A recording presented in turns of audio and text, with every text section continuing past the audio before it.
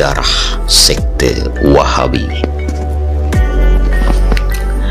Sejarah Wahabi yang sering menimbulkan kontroversi sejak kemunculannya dalam dunia Islam. Aliran ini berkembang dari dakwah seorang teolog muslim abad ke-18 yang bernama Muhammad bin Abdul Wahhab yang berasal dari Najd, Arab Saudi. Sejarah mencatat ajaran Wahabi disebarkan dengan pedang dan pertumpahan darah. Dalam menyebarkan ajarannya, Muhammad bin Abdul Wahhab beraliansi dengan sekelompok besar Jazirah Arab yang dipimpin oleh Ibnu Sa'ud untuk membangun kerajaan Saudi Arabia dengan akidah mengkafirkan umat Islam serta menghalalkan darah dan harta benda kaum muslimin. Sekitar 500 juta umat Islam yang dibunuh oleh para pendiri Wahabi dan anak buahnya pada waktu itu. Hingga saat ini, Wahabi masih getol mengkafirkan umat Islam yang tidak seakidah dengan mereka. Mereka dengan sangat mudahnya mensyirikkan pelaku ziarah kubur, istighosah, tabarruk, dan tawassul. Salah satu dalil yang dibuat menjustifikasi adalah pertama surat Yunus ayat 106 yang berbunyi, "Dan janganlah kamu menyembah apa-apa yang tidak memberikan manfaat dan tidak pula memberikan mudarat kepadamu selain Allah." Yang kedua surat Al-Jin ayat 18 yang berbunyi, "Maka janganlah kalian berdoa kepada Allah dengan menyertakan seseorang." Menurut Wahabi, para penyembah patung di zaman Rasulullah Shallallahu Alaihi Wasallam menjalani ritual demikian murni sebagai sarana pendekatan diri kepada Tuhan. Mereka tidak meyakini patung bisa menciptakan sesuatu, sebab hanya Allah lah yang mampu melakukannya. Sama seperti orang yang menjadikan ziarah kubur, istighosah, tabarruk, dan tawassul sebagai wasilah untuk bertakarrub pada Tuhannya. Dalil mereka adalah surat Az-Zumar ayat 3 yang berbunyi, "Dan orang-orang yang mengambil pelindung selain Allah berkata, kami tidak menyembah mereka melainkan supaya mereka mendekatkan kami kepada Allah dengan sedekah-sedekatnya." Pernyataan di atas tentu sangat bertolak belakang dengan realita yang ada. Para pelaku ziarah kubur, istighosah, tabarruk, dan tawassul tidaklah sama dengan penyembah berhala. Antara keduanya terdapat perbedaan layaknya warna hitam dan putih, sangat jelas. Meskipun penyembah berhala meyakini patung tidak kuasa menciptakan sesuatu, namun hati mereka mempercayai jika patung-patung itu berhak disembah dan digunakan sebagai Tuhan.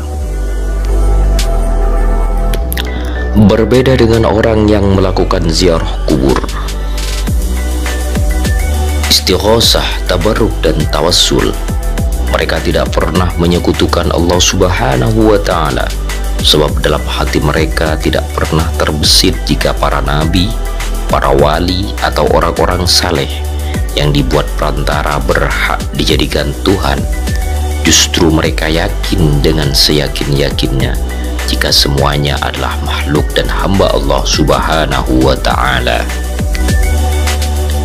Maka sangat tidak pantas jika ayat-ayat tersebut dijadikan sebagai dalil larangan ritual tawassul, istighosah, tabarruk, dan ziarah kubur. Karenanya tujuan ritual tersebut adalah berdoa kepada Allah tanpa ada itikat atau keyakinan bahwa mutawassal bih yang ditawassuli akan menjadi sekutu Allah atau menyaingi kekuasaan Allah Subhanahu wa Ta'ala. Mengenai dalil perihal keabsahan mempraktikkan ritual tersebut, Imam Al-Bukhari dalam sahihnya meriwayatkan hadis dari sahabat Anis bahwa Sayyidina Umar pernah bertawassul dengan Sayyidina Abbas saat di Madinah dilanda pacaklik. An Anas anna Umar bin Khattab radhiyallahu anhu kana idza qahatu istashqa bil Abbas bin Abdul Muttalib faqala Allahumma inna kunna natawassalu ilaika bi nabiyyina fatasqina wa inna natawassulika bi ammi nabiyina fasqina qala fayaskun. Hadis di atas adalah landasan dalil diperbolehkannya bertawassul dengan zawil fadli, orang yang memiliki keutamaan selain Nabi Muhammad SAW. Dalam hadis tersebut, Sayyidina Umar tidak mungkin bertawassul dengan Sayyidina Abbas jika beliau tidak mempunyai keutamaan. Di samping itu, dalam cerita Sayyidina Umar di atas menetapkan hukumnya bertawassul dengan zawil fadil yang masih hidup adalah boleh. Beliau juga mengisyaratkan kebolehan berwasilah dengan zawil fadli yang sudah wafat sebagai mata rantai terkabulnya doa. Dibuktikan dalam teks hadis di atas, beliau berkata, Allahumma inna kunna natawassalu ilaika binabiyina fatasqina. Demikian juga dengan praktik ziarah kubur, istighosah dan tabarruk. Begitu banyak dalil yang menjelaskan kebolehan praktik ritual tersebut. Lihat di kitab Mafahim Yajibu Antusohah karya Abuya Profesor Dr. As-Said Muhammad Alawi Al-Maliki Al-Hasani. Selain itu, klaim kafir sekte Wahabi terhadap sesama muslim tersebut sekaligus menjadi bukti akan kesesatan mereka. Dalam fatwa Majelis Ulama Indonesia MUI ditegaskan bahwa mengkafirkan sesama muslim tanpa dalil syar'i merupakan salah satu ciri dari aliran sesat.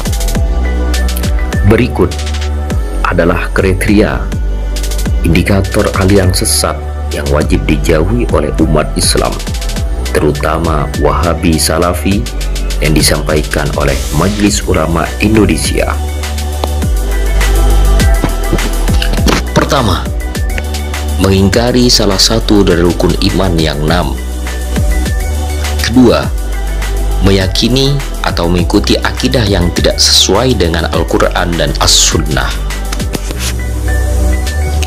Ketiga, meyakini turunnya wahyu setelah Al-Quran Al-Karim. Keempat, mengingkari bukti otentik atau kebenaran isi Al-Quran Al-Majid. Kelima, melakukan penafsiran Al-Quran yang tidak berdasarkan kaidah tafsir dari kalangan ulama mufassirin terkemuka. Keenam, mengingkari kedudukan hadis Nabi Muhammad SAW sebagai sumber utama ajaran Islam. 7. Menghina, melecehkan, merendahkan para nabi dan rasul. 8. Mengingkari Nabi Muhammad SAW sebagai nabi dan rasul terakhir akhiruz zaman. 9. Mengubah, menambah atau mengurangi pokok-pokok ibadah yang telah ditetapkan oleh syariat Islam, seperti melaksanakan haji tidak ke Baitullah atau mendirikan sholat wajib tidak sampai 5 waktu. 10.